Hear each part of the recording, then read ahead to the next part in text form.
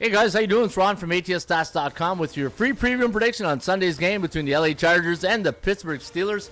Hope you have yourself a good start to your NFL week number 3. As always, don't forget, subscribe to our channel by tapping that notification bell in the top right-hand corner. All right, you know what? The first thing I noticed, another 1.5 point line. And how many, I went back and I looked at this week and I said, how many games are a field goal or less out of 16 games? We got 8 games that are a field goal or less. I've never seen so many pick'em type games in NFL week at the beginning of the season than this week.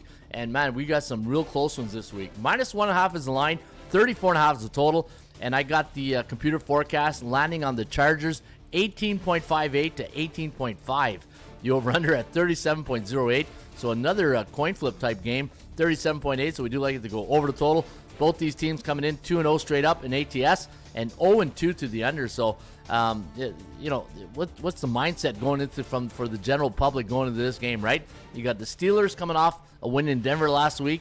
13-6 was the final. Week before, 18-10 at Atlanta. We're able to keep the Kirk Cousins and the Falcons to a low score, only 10 points. And then the Chargers, well, they played the Panthers. They won 26-3, and then they played the Raiders 22-10, right? Is the Raiders going to be a playoff type team this year?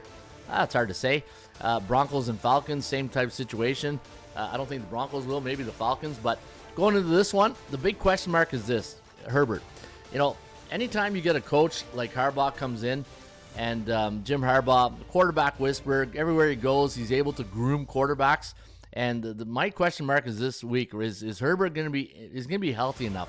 He's got an ankle injury. Is he going to be mobile enough to run in the pocket if he gets rushed out? And that's the big question, right? Steelers defense is for real. In fact, when I look at this Steelers defense, they are ranked number 2, only giving up 8 points per game, and the Chargers 6.5.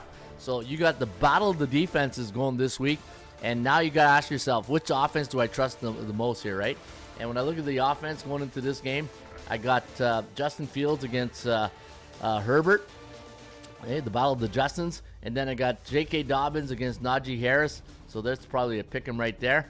And, the offense of, the weapons on both teams probably give a little bit of an edge more to the receivers for the Chargers.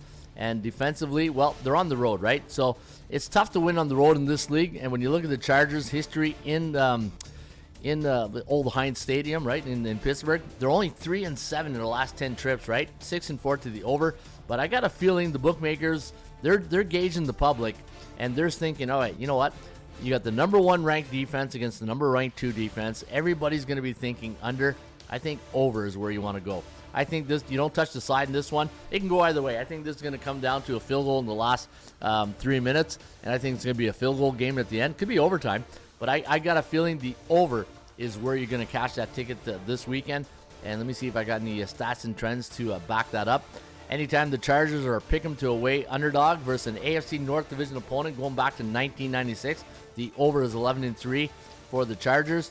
And for the Steelers, yeah, a lot of unders and Steelers tickets right here on the trend. So anyways, I'm going to go over the total. I'm going to go over the total, 34.5, and let's cash it.